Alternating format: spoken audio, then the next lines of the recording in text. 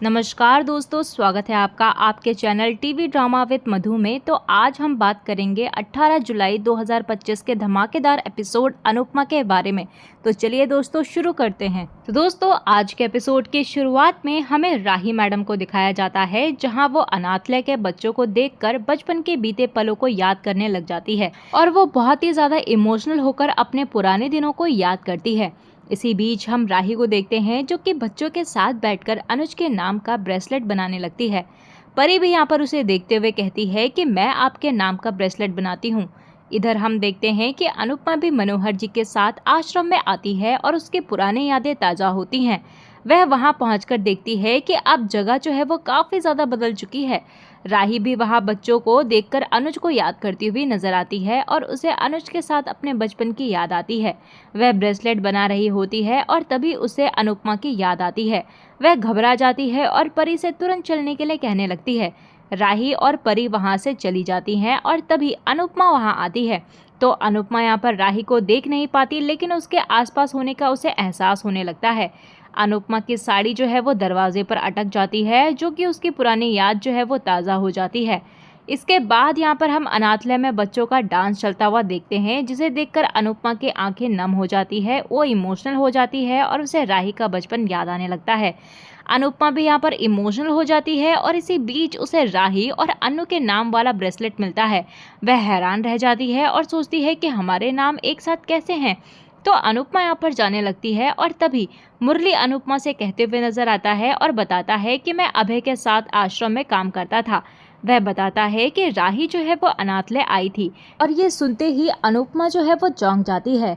तभी वहाँ पर मुरली बताता है कि राही ने आश्रम के लिए 5 लाख का दान किया है। यह जानकर अनुपमा बहुत खुश हो जाती है और तभी हम देखते हैं कि मुरली कहता है कि अनुज आज भी इस आश्रम को नहीं भूले हैं। आज भी हर साल अनुज कपाड़िया के ट्रस्ट से आश्रम के लिए चेक आता है। यह जानकर अनुपमा जो है वो चौंक जाती है। तभी हम देखते हैं कि अनुपमा यहाँ पर अनुज की यादों में खो जाती है और हैरान होती है कि अनुज अब भी आश्रम से जुड़ा हुआ है। अनुपमा को खुशी होती है और वह कहती है कि अनुज आज भी लोगों के दिलों में है। वह सोचती है कि ऐसा हो सकता है कि राही जो है वो अनुज के नाम का ब्रेसलेट बना रही होगी और मेरा नाम इस पर रह गया होगा। तो अनुपमा यहाँ पर इमोशनल हो जाती है और वहीं दूसरी तरफ हमें प्रेम और राही को दिखाया जाता है, जहाँ पर प्रेम राही से पूछता है कि वह जल्दी क्यों लौट आई। तो राही बताती है कि वह अनाथालय गई थी और वहाँ जाकर उसकी पुरानी यादें जो है वो ताज़ा हो गई। वह कहते हुए नजर आती है कि अगर पापा मुझे वहाँ से नहीं लेकर जाते तो मम्मी मेरी ज़िंदगी में नहीं आती। तो प्रेम यहाँ पर राही को समझाता है कि अगर मम्मी ना होती तो उसे पापा का प्यार कभी नहीं मिलता। और वह कहते हुए नजर आता है कि अनुपमा ने उस उम्र में शादी करके उसे गोद लिया, तभी राही को अनुज जैसा पिता मिला। तो प्रेम यहाँ पर राही से कहता है कि अब मूड खराब मत करना, मुझे झगड़ा नहीं करना है।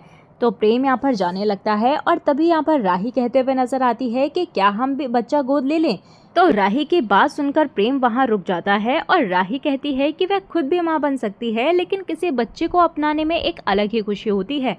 तो प्रेम यहाँ पर इस पर सहमति जताता है और कहने लगता है कि हम बच्चा गोद भी लेंगे और खुद के भी 2-3 बच्चे पैदा करेंगे। तो राही यहाँ पर मजाक में कहती है कि हम फुटबॉल टीम ही बना लेते हैं। तो प्रेम भी यहाँ पर मजाक में कहता है कि सही है, और अगर ऐसा होगा तो मोतीबा और माँ जो है वो बच्चे संभालने में व्यस्त हो जाएंगी और उन्हें तुम पर गुस्सा करने का समय ही नहीं मिलेगा। तो दोनों यहाँ पर हंसते हुए और काफ़ी ज़्यादा खुश होते हुए नजर आते हैं। तो राही यहाँ पर बताती है कि उसने अनुज के नाम का ब्रेसलेट बनाया था, लेकिन वह आश्रम में ही रह गया। अब पता नहीं वह किसके पास होगा। वहीं दूसरी तरफ हम देखते हैं कि अनुपमा राही का बनाया हुआ वह ब्रेसलेट देख रही होती है और भारती कहती है कि काश आप अपनी बेटी से मिल पाती। अनुपमा भी कहती है कि अच्छा हुआ राही जो है वो मुझसे नहीं मिली, क्योंकि अगर वह मुझसे मिलती तो दुखी हो जाती। तभी हम देखते हैं कि अनुपमा इस बात से खुश होती है कि राही जो है वो आज भी उस आश्रम में जाती है और डोनेशन करती है। तो अनुपमा यहाँ पर इमोशनल होने लगती है और कहती है कि उस आश्रम से हम तीनों का बहुत ही ज़्यादा गहरा रिश्ता है और हमें छोटी जो है वो उसी आश्रम में मिली थी और उसे हमने गोद लिया था, तो हमारा परिवार जो है वो तब पूरा हुआ। लेकिन आज मेरे पास अनुज और मेरी बेटी में से कोई नहीं है, हमारा परिवार जो है वो बिखर गया है। तो भारती कहती है कि किस्मत आपको इतना पास लेकर आई है तो आपको ज़रूर मिलवाएगी, कि आप दोनों की दूरी जो है वो सारी ख़त्म हो जाएगी। तभी वहाँ पर अनुपमा जो है वो मुस्कुराती है और इसी बीच यहाँ पर भारती जो है वो अनुपमा से कहती है कि कंपटीशन सर पर आ रहा है, आपने क्या सोचा है, क्या आप सरिता की जगह डांस करेंगी? तो अनुपमा बेचैन हो जाती है। इसके बाद हम देखते हैं कि डांस कंपटीशन के अगले राउंड में अनुपमा सरिता की जगह डांस करती है। अनुपमा यहाँ पर अपनी टीम के साथ बेहतरीन डांस करती है। वहीं दूसरी तरफ राही जो है वो अपनी टीम के साथ दूसरे राउंड की परफॉर्मेंस करती है।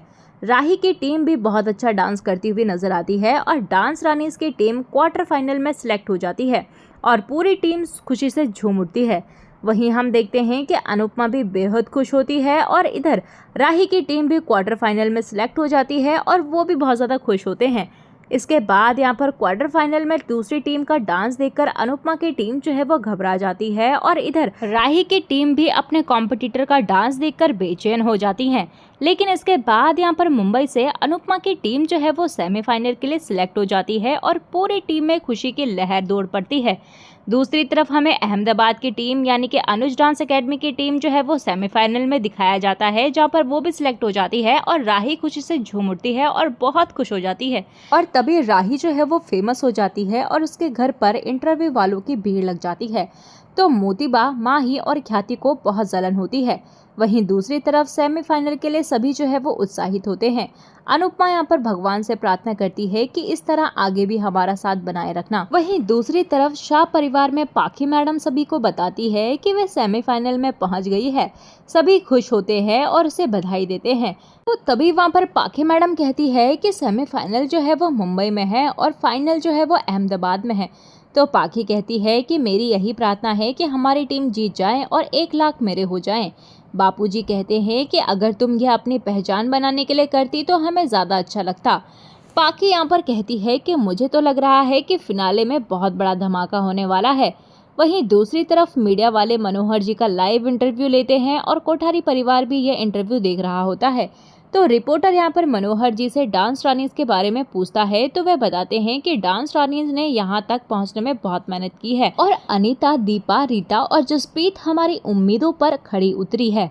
अनुपमा यहाँ पर घबरा जाती है कि आज मनोहर जी किसी का नाम नहीं भूल रहे हैं और कहीं ऐसा ना हो कि वो मेरा नाम भी सही न ले लें।